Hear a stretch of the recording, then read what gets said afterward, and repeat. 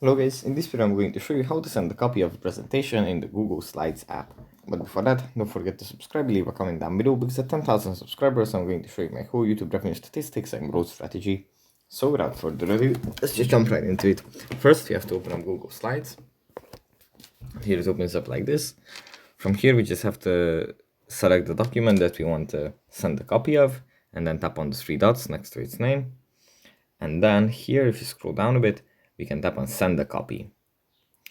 And then we can just select the format in which we want to send it, and tap on OK.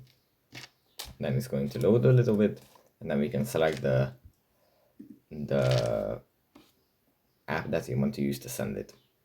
So yeah, that's pretty much it for this video. Hope it was helpful for you guys, and I'll see you in the next one. Bye.